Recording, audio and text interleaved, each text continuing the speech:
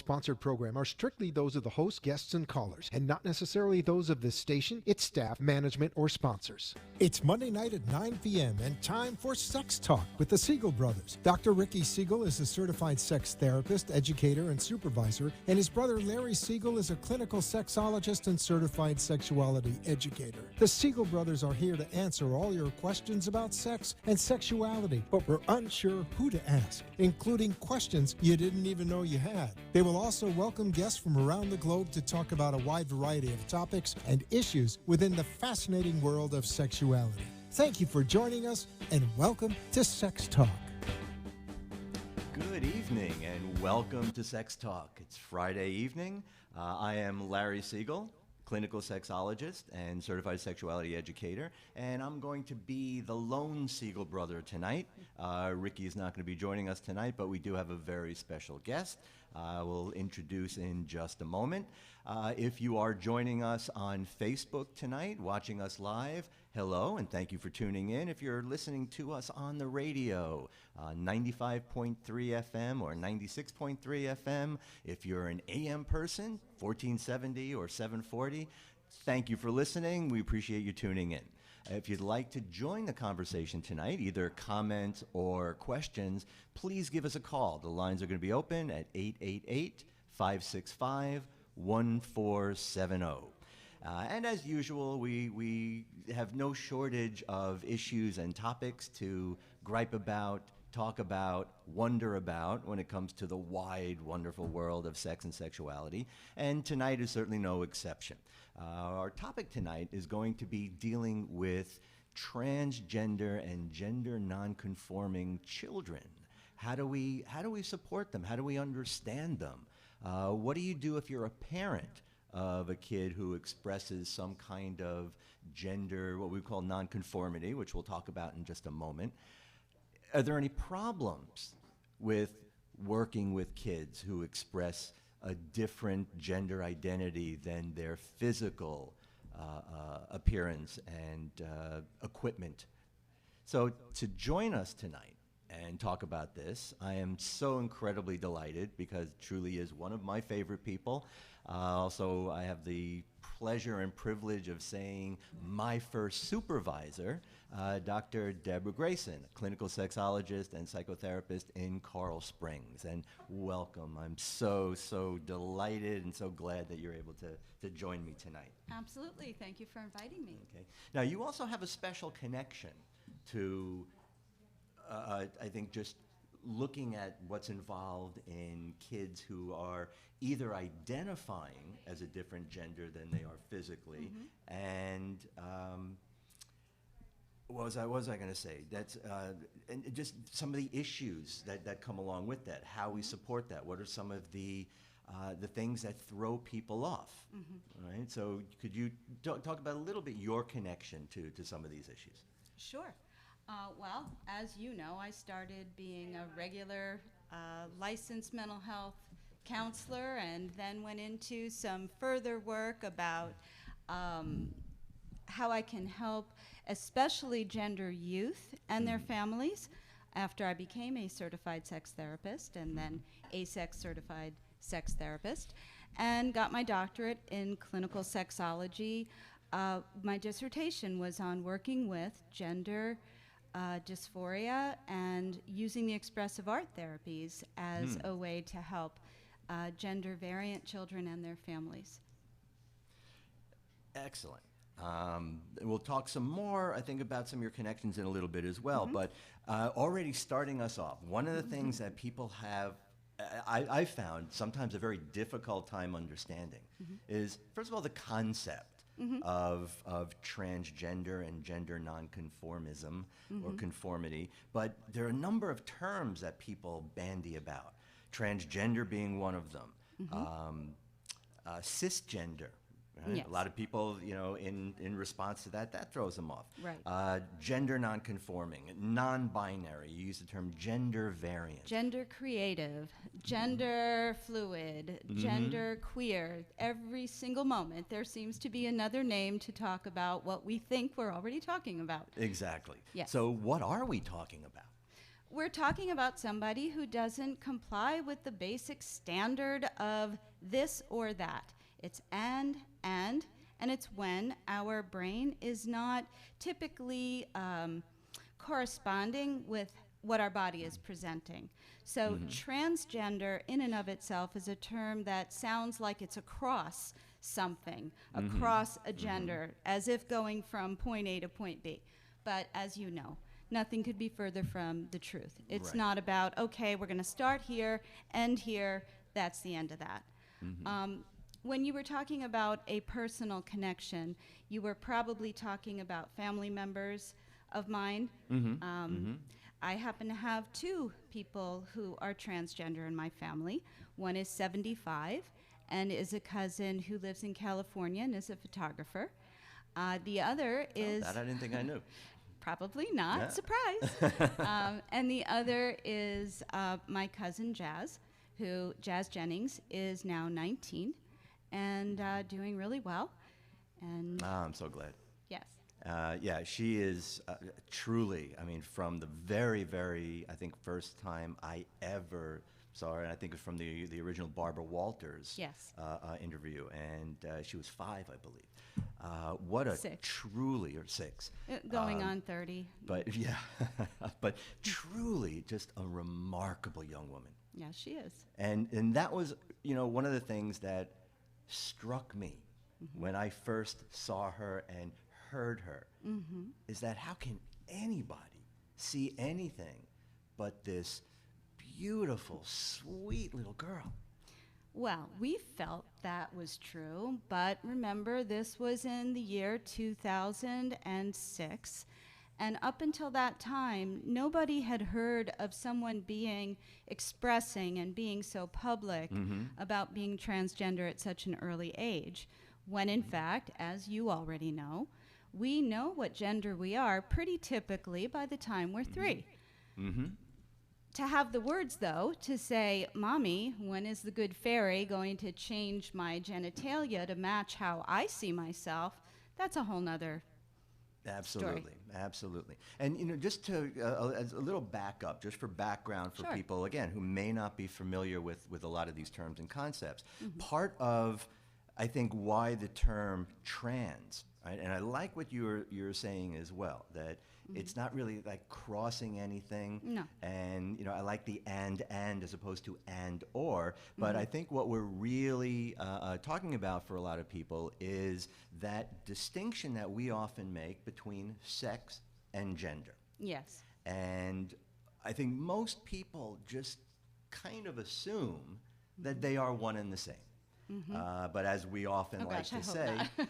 well, unfortunately, so many people still do, including. We got work to do. Oh, big time, especially now. Remember, Yes. we also have a president who really is very motivated to call them the same thing and only allow people to identify according to what's on their birth certificate. Right. Right? Now, we in sexology, in the field of sexuality, of course, we have no shortage of nice, fun little phrases. And one of the things that we do often like to point out is that sex we generally regard as being between your legs. Gender we generally regard as being between your ears. So can you explain that a little bit more when we talk about what is that difference between genitals and mindset? And orientation. So orientation typically comes about later in life, who we are attracted to, who we see as being partnered with us in a romantic or more intimate way. And gender is more about how we express who we are, our gender expression. So if the brain, which is where the hormones are, of course, not between our legs, but our brain, Hear that, guys? what's between our legs is our genitalia, yes, but what signifies who we are is what's happening in the brain. Right. And I like to often describe, when we talk about sex, generally about the plumbing, about the genitals. We have a gender orientation as well. I'm big on the idea of the relationships that we have with things, right? Whether it's something like chronic pain, people have a relationship to that. People have a relationship to their gender as well. And we take for granted that for most people, the genitals that they're born with, right? If there's a penis there at birth, we identify that as male. Right. If there's a vagina, we identify that as female. And we take for granted, because we could say the majority of people have a synchronicity with that. Right. That a majority of those that are, and we generally say assigned the sex Right. of male at birth, right? Which is not really a choice. You know, we don't really think about It's it a that way. declaration. Somebody put that on a piece of paper. Somebody looked at us and made that declaration. Right. So when we talk about that assigned sex or the assigned gender, and I don't even like using assigned gender because it's sex at Right. that point. It's assigned sex. So what we take for granted is often if somebody has a penis, their identity, their gender, their sense of themselves in their maleness, femaleness is gendered. So if they have, quote, male parts, they have a male identity, Correct. and female. But we know for many people, it doesn't really work that way. Right. You know, even I say this a lot about pregnancy. People can say until everybody's blue in the face that it's perfectly natural, but the reality is it's far from naturally perfect, and things That's a good way to put it. don't work out the way they are often, quote, supposed to. Right. So for a lot of people, where the trans part is, it's kind of that disconnect between their assigned sex and their personal experience of Right. their gender, their sense of maleness, of femaleness. Right. And, you know, it's not, again, we'll talk some about the way, you know, the prejudices and biases against that, which is based on lack of understanding. And comfort levels. And comfort, absolutely. So there are, for many individuals, this real difficult position for them to be in, where their body may be assigned one character, but their sense of themselves, their feeling, the way they even look at the world is different. Right. So again, may have male body parts, but a female sense of themselves Correct. in terms of their identity. Correct. Very different from being intersexed, where there is ambiguous genitalia. And again, there's a different kind of assignment. Absolutely. So- and I'm glad you brought that up as well. And again, for those of you at home, the term intersex is the term that we use to, and we've pretty much replaced the term hermaphrodite. Right. Although that never really did apply to humans. No, it right? didn't. It was always the pseudo-hermaphroditism. Exactly. And intersex is just so much easier to say. It is. But it really, I think it speaks to that, and again, I'll just look at the not naturally perfect part, because sometimes things just don't play out No. the way we have always assumed they should. It's not a Exactly. nice, neat little set of guides or packages for people. There are more so now than there ever have been before. But certainly education to what this is that we're talking about and what it's not is going to be very helpful.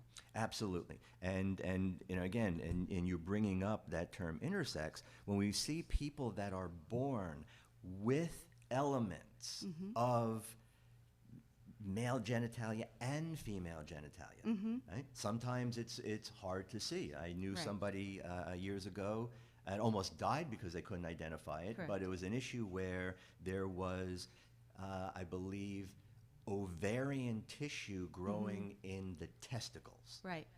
Right? And then, of course, there's all this physical rejection and stuff that was going on. But that's an intersex condition as well, not what Yes. people think of. Again, can't use the terms that are popular out there, but let's say a female with a penis, or a male with what looks like both penis and vagina.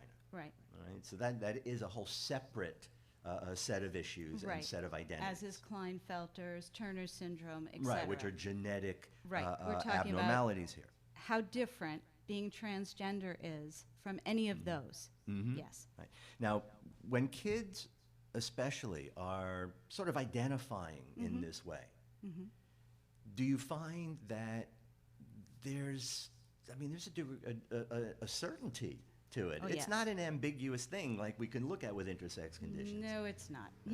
No, it's so definitive. We go by markers of, and you've heard of this before, but this is for others who have not heard of this. There's a certain insistence that they are who they are. There's a persistence. There's a resistance. Yeah. And a yeah. consistency. All of those things start matching. The way that they're thinking is not corresponding to how their body is being presented.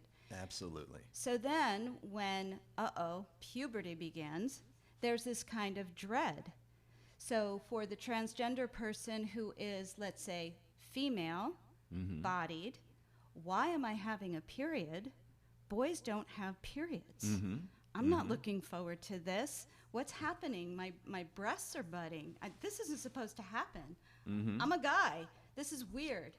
And it happens over a period of time, and it can be extremely, extremely, I don't even know what the words are, horrific. Yeah, and I mean, to say the least, uncomfortable. Dysphoric, depressing, anxiety-producing, words that we can't even come close to Right. understanding how our body is betraying us in such a way. Absolutely. Now, you also used this term before, and this is sort of the clinical diagnosis that has often been used for this gender dysphoria. Yes. Right? So, explain that a little bit.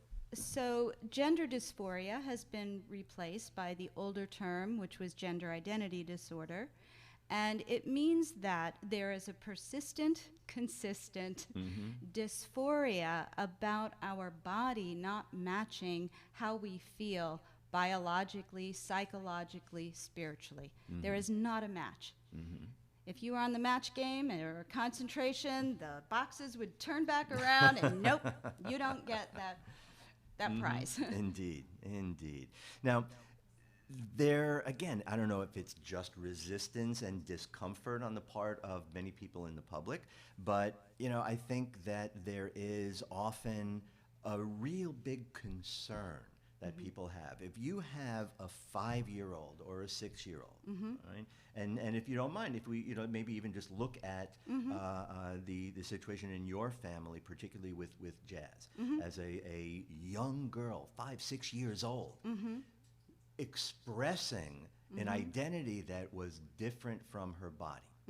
And I think in a lot of ways, part of what it also, I think, turned out really, part of added to, how special she is that your cousin, her mother, supported her in that and allowed her to decide and determine what the course of her life is going to look like Right. according to her identity. Right. Right? Is that something parents should be doing, or should they be in a rush to say, oh, okay, let's start transitioning you at a young age?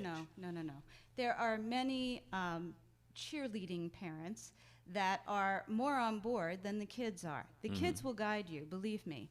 There's no way that you can force a kid into cleaning up their room, let alone deciding gender and whatnot. They will guide you. And that's what happened here. There was such an insistence and such a dysphoria that this kid was not going to do anything that if you said, you need to wear these clothes, it's like, no, I'm a girl. Why are you making me wear these boy clothes? And the dysphoria got so much worse. Yeah. And with a lot of kids, what happens is the anxiety increases threefold, the depression, I don't have to tell you about the suicide rates, 44%, and climbing, we have a service to provide to educate people to what we're talking about and how debilitating it is when these kids are not allowed to express the way that they truly are. And because there's been so much more that we have been exposed to and able to see, and people that we can talk to, first of all, I think I've often been asked, why are there so many transgender people now? What happened? Was there something in the water? And I think, again, that You just say speaks yes, to a right? general, well, no, it's generally caffeinated beverages. There you go. But I think this big misunderstanding, right? Now, I'm not going to completely discount this idea that, especially among adolescents, that there could be, the key being could be, far from is, but there could be some adolescents who do sort of fetishize and are expressing a preference or maybe even just a kind of narcissism in that. But when we're talking especially about children, Right. if a child expresses that to a parent, what is the first thing a parent needs to do? Listen. First, listen. Mm-hmm. And find out more information. The kid is not going to have the words that an adult wants to hear or necessarily will hear. And by the way, it doesn't get a whole lot easier once that kid becomes older. It's just that we've gotten more used to the consistency of everything else that's happening, the persistence of everything else that's happening. It's not just a one-shot deal that, you know, well, I'm thinking that I am possibly a girl or a boy. It's not wondering. It's that definitive, Right. I am. Very powerful statement. Absolutely. And, I am. And that's worth emphasizing again. It is not am I. It No. is I am. There's no question. Right. It's I am. And many times these kids protect their parents and their family members because they know it's not going to go well. They know that there's a certain protocol that has to be in place. And when it becomes so unbearable, then finally they will say something. I've had kids express in a note, a text, you know, by the way, this is who I am. Don't tell Dad. I have a test tomorrow, and I don't want him to yell at me. I mean, it comes out like that. Sure. Yeah. So if a child expresses that, right, so the first thing a parent should do is listen. First, listen. And I would want to quickly follow up with accept them. Accept, love, care for, support, try to understand, get resources. I'm going to say freak out because, you know, parents do. Parents They're do, like, right. wait, you know, call a professional. Try to understand what this actually means. And I think doing that outside of the child is also important. Yes. Because when I say accepting, a lot of parents will start immediately questioning and challenge, and it becomes a cross-examination because they don't Right. want to believe it. Right. So, you know, I feel that if a child is expressing that the parent just needs to certainly listen, but they have to believe them.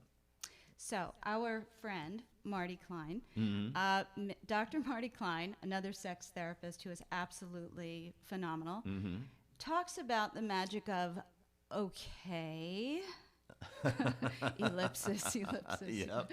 right? And I think that would be warranted here too. Okay, and right, whatever happens next. Exactly. And if a parent is, I'll just use the word indulging, Yes. you know, I mean really supporting their Okay. kids, should they worry if they're going to be stuck into that or trapped, or if they, you know, well, let me ask in a different form of a different kind of question. Is it that children want to change their gender due to their identity, or do they want to change their identity because of their gender? The old chicken and the egg question? What do you think, Larry? I think, and I would even say pretty definitively, that when children are expressing that, it is their identity. Yeah, Their it's their identity felt- is solid, and they Right. want to change their gender to meet that. Correct. It's not changing their identity to fit their gender. Exactly. Their identity is there. Exactly. And we need to support that. Exactly. They are the same people. When they transition, they are the same identified person, the same personality characteristics. In fact, if anything, when allowed to transition, there's a much higher chance of them becoming even more, less anxious, of course, alleviating that almost altogether. Yep. Positive outcomes across the board on a 10-point scale. Absolutely. That has been studied by the American Pediatric Association. And So- actually, recent data also shows that when kids do express this gender nonconformity or gender variance, and they are supported. They have no different mental health issues Right. than what we would The call general cisgender population. kids. Right. Exactly. So, Exactly. unfortunately, this time goes way too quickly. Already? And we're kind of already there. We're starting to hear the music. Okay. So that is our time for tonight, but I want to thank you so much. And if thank people you. want to get a hold of you, how could they do that? They can get a hold of me. I have a phone number. Is that what you mean? Please, go ahead. Phone number. 954-937-6445, and be happy to answer your questions. Wonderful. And thank you all for listening and watching. And again, Dr. Deborah Grayson, it's been such a pleasure. Thank you for coming in. Thank you you all so much. for Thank you being kindly. with us as well. And have a great week. Take care.